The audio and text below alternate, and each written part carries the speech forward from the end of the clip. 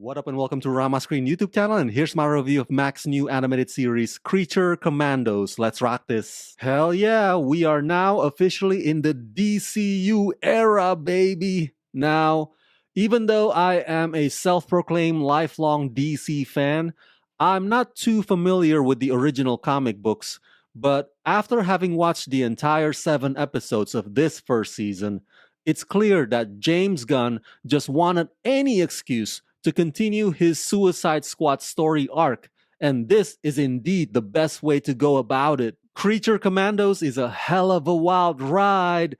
The 2D animation is bold and electric, and the adult-centric violence is unapologetic and infectiously amusing.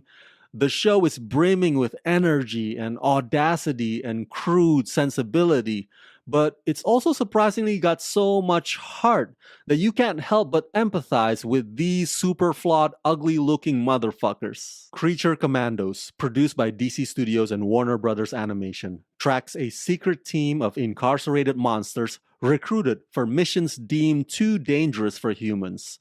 When all else fails, they are your last worst option.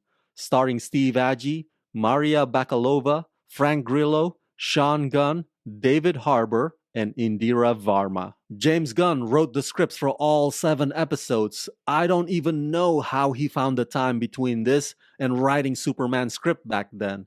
One of the busiest men in Hollywood. So basically, this project is his labor of love. It's his baby. He didn't even assign other writers to take a creative crack at it. It's all just him. What's funny is that an animated version of him shows up in the opening credit. It's as if he's saying A, yes, I'm controlling this whole thing, and B, my writing and my jokes are just as much a character as anyone else featured on this show. The overarching arc is whether or not to rescue the princess, but every episode allows you to explore every member of Creature Commandos and how they got to be where they are right now. They are painted as misunderstood individuals that form a motley crew of criminals finding an ensemble camaraderie. It's kind of admirable, really, if you think about it. And this type of approach is also put on display in his Guardians of the Galaxy's movies as well.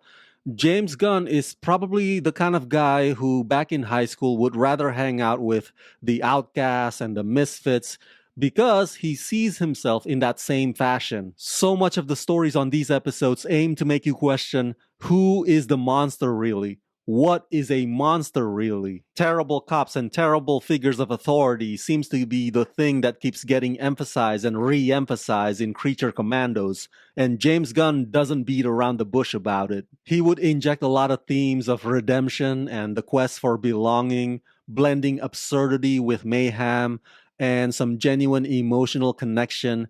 And this time, there's also an added layer of horror, applying all kinds of bloody, gnarly methods for these characters to get the job done. My favorite character would have to be Frankenstein. I know, he's a bit of an asshole, but come on, let's keep it real. His delusions of grandeur and his insecurity over pursuing the love of the bride is hysterical.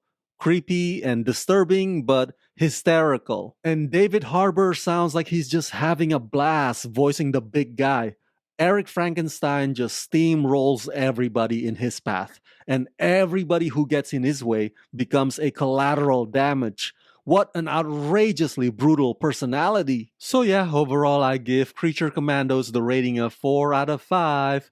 It's action-packed, it's funny, and it's a wacky celebration of the rejects and the unlikely anti-heroes. Creature Commandos is spooky entertaining.